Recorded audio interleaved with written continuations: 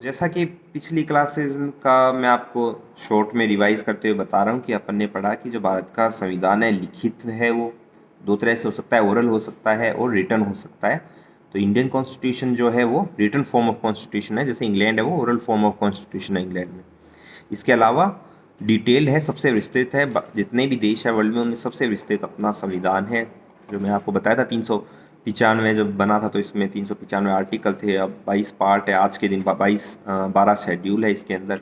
आज के दिन 100 से ज़्यादा इसके अंदर कॉन्स्टिट्यूशनल अमेंडमेंट जो है संविधान में संशोधन 100 से ऊपर इसमें हो चुके हैं। जैसे 103 104 वो आपका EWS से रिलेटेड जो आपका रिजर्वेशन दिया था वो था। तो इस तरह से आपके मतलब 100 से ऊपर इसमें संशोधन हो चुके हैं।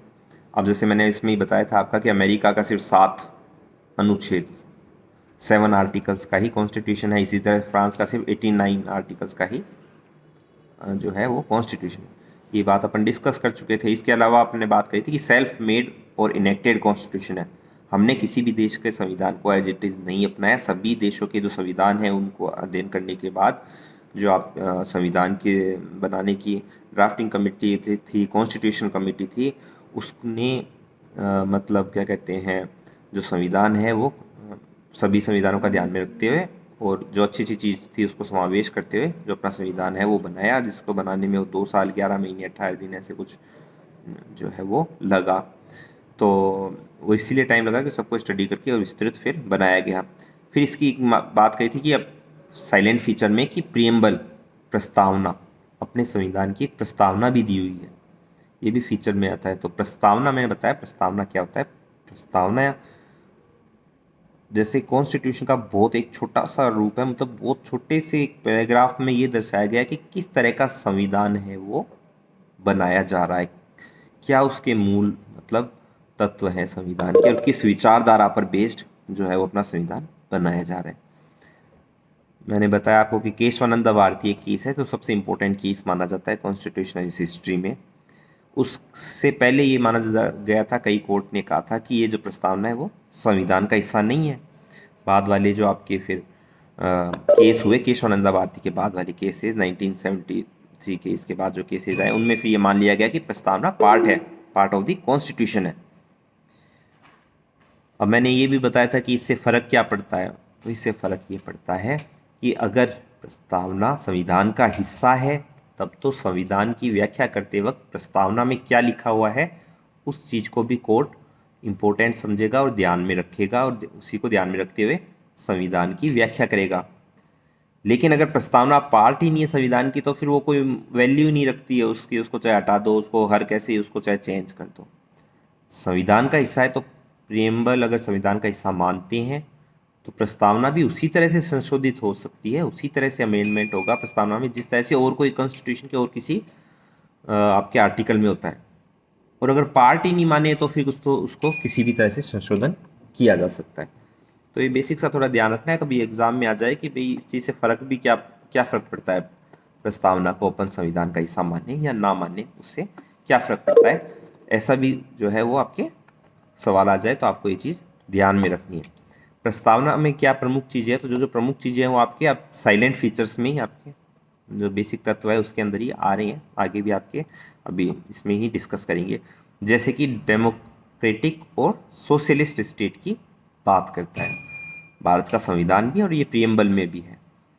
तो डेमोक्रेटिक फॉर्म ऑफ गवर्नमेंट और सोशलिस्ट, तो डेमोक्रेटिक और socialist, democratic form of government मतलब जहाँ पर जो अपना हेड है, जो अपने का एडमिनिस्ट्रेशन कर रहा है, प्रशासन चला रहा है, वो जो जने हैं वो चुने हुए हो किनके द्वारा, लोगों द्वारा, उस देश के नागरिकों द्वारा, वही चुने उसको। और सिर्फ एक बार चुनने का अधिकार ना हो, पीरियडिकली 4 साल से 5 साल से हर बार वो चीज़ आए। अब जैसे कहीं पर यूँ कर रखा है कि भाई ठीक है जनता ही चुन लेगी, एक हेड बन जाएगा, लेकिन फिर 50 साल तक वही हेड रहेगा या 30 साल तक वही रहेगा।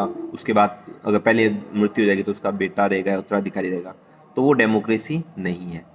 सिर्फ वोट डालने से डेमोक्रेसी नहीं होती है, उसके कई तत्व हैं। जैसे कि भाई एक तो आप जो सबको बराबर का राइट दो वोटिंग में।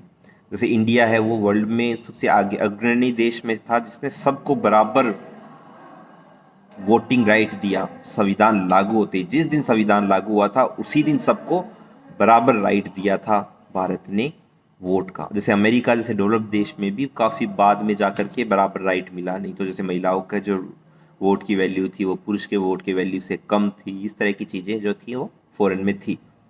कई जगह जैसे मुस्लिम कंट्रीज़ में कई में आपके अधिकार ही नहीं था महिलाओं को काफ़ी लेट तक वोट देने का। तो जो इंडिया ने अपनाई वो एक तरह से ट्रू फॉर्म में डेमोक्रेटिक फॉर्म ऑफ गवर्नमेंट अपनाई, सोशलिस्ट स्टेट की स्थापना की भी बात करता है। सोशलिस्ट स्टेट होता है समाजवादी, जहाँ पर अमीर गरीब में ज़्यादा अंतर ना हो। समाज जो संसाधन है, जो देश के संसाधन है, संसाधन का मतलब खनिज संसाधन वगैरह हो गए, जो आपके पैसे हो गए, और इस तरह की जो आपकी जो इकोनॉमिकल जो सिस्टम है वो जो देश के संसाधन है इस तरह से बटे हुए हों कि उनका एक केंद्र ना हो कुछ लोगों के पास। समाजवादी का मतलब कि समाज में जो है लगभग बराबर तरीके से जो है संसाधन है वो बटे हुए हों। ऐसे ना हो कि किसी के पास तो मतलब एक लिमिट से बहुत ज़्यादा पैसे और किसी एक जने के पास खाने के लिए भी पैसे ना हो। तो इस तरह की देश की बात, तो ये अब इसका जैसे मैंने आपको बताया भी था, आलोचना इसलिए होती है इस सोशलिस्ट की। हमने कहा था कि सोशलिस्ट देश बनाएंगे, समाजवादी देश बनाएंगे। तो इंडिया के अंदर जितना गैप है अमीर और गरीब के बीच में, उतना वर्ल्ड में 200 देशों में किसी में भी नहीं है।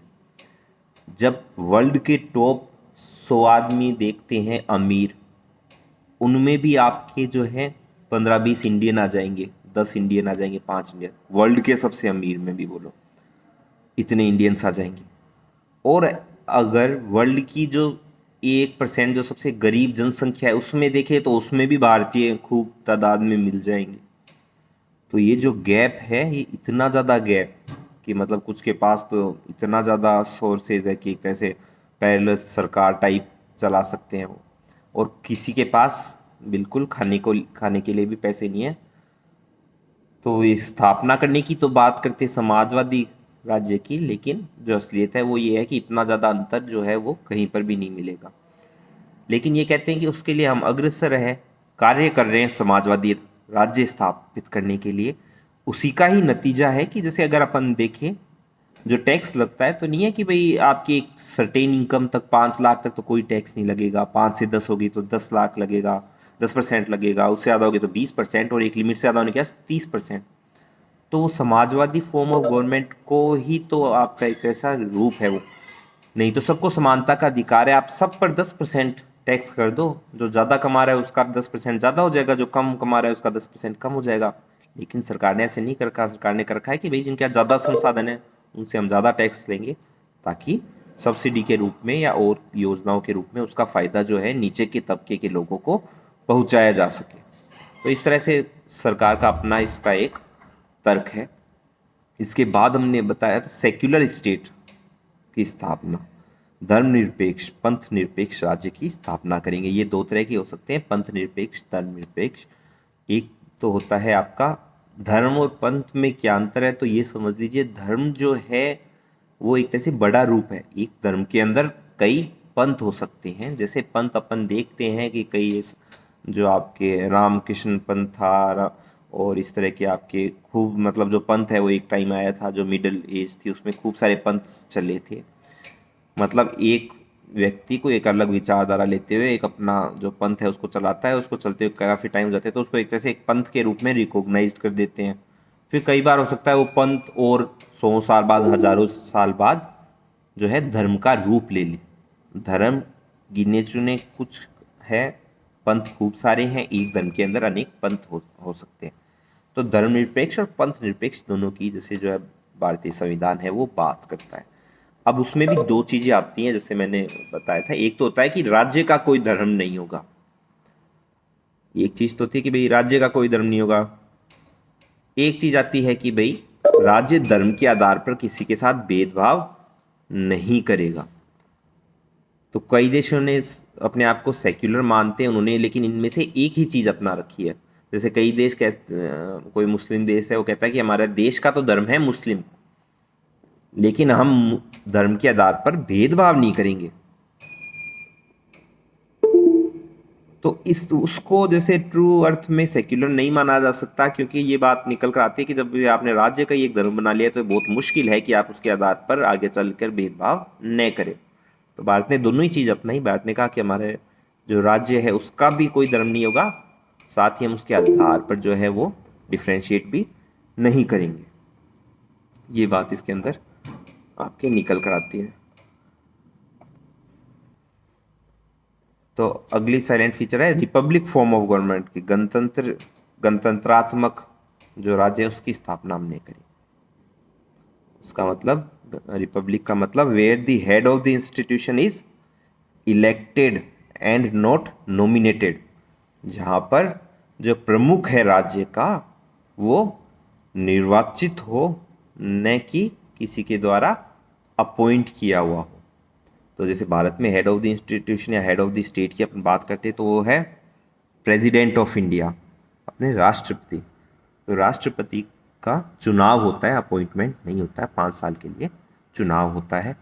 ये जरूर है जो राष्ट्रपति का चुनाव है वो डायरेक्टली नहीं होता है, क्योंकि अपने जो सिस्टम है उसमें ये है प्रधानमंत्री का चुनाव, मतलब जैसे प्रधानमंत्री के लिए हम एक तरह से एमपी को चुनाव करते हैं, फिर वो बाद में जो एमपी है वो अपने जो है प्रेसिडेंट का चुनाव करते हैं। तो प्राइम मिनिस्टर का चुनाव करने में तो काफ़ी हद तक जो है अपना रोल है। मान लो कि भाई एक पार्टी जिसने बता दिया हम अगर सत्ता में आएंगे तो हम इसको प्राइम मिनिस्टर बनाएंगे, तो उसके पीछे वोट लोग देते हैं।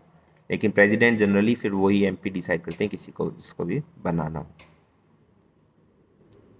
इसके अलावा भारत को जैसे यूनियन ऑफ स्टेट्स कहा गया है, जो कई स्टेट और यूनियन, मतलब एक यूनियन है उसके अंदर कई स्टेट आते हैं। फिर एक लंबी क्लास के अंदर मैंने आपको बताया था किस तरह से फेडरलिज्म और यूनिटेरियनिज्म का दोनों का ही समावेश है। किस तरह से जो भारत है वो एकात्मक भी है और संघात्मक भी है। भारत के संविधान में काफ़ी फीचर है वो संघात्मक की भी है, और काफ़ी जो फीचर है वो एकात्मक की भी है। संघात्मक की तो इस तरह से है कि भाई अलग अलग राज्य बने हुए हैं, राज्यों का खुद का हाई कोर्ट है, खुद का गवर्नर है, खुद का स्टेट के जो है वो इलेक्टेड गवर्नमेंट है, साथ ही साथ इलेक्शन आयोग भी स्टेट का है, खुद के स्टेटों का भी इलेक्शन आयोग है। लेकिन यूनिटेरिज्म की अपन बात करते हैं, यूनिटेरिज्म के बाद में आता है कि नहीं, लेकिन सुप्रीम कोर्ट एक है, प्रमुख सत्ता एक है, इमरजेंसी में जो है आपकी सारी पावर उसके पास, केंद्र के पास आ जाती है। इसके अलावा आपका जो इलेक्शन कमीशन है, नेशनल इलेक्शन कमीशन, वही स्टेट असेंबली के चुनाव कराता है। इसी तरह से आपके क्या कहते हैं जो कई संस्थाएं हैं वो सिर्फ एक सेंट्रल लेवल पर ही आधारित है। तो इसलिए वो फीचर यूनिटेरियन का। इसलिए एक जो स्कॉलर, फेमस स्कॉलर था, लीगल स्कॉलर केसी वियरे, उसने कहा था ये क्वासी फेडरल, एक तरह से अर्ध संघात्मक जो है वो भारत का संविधान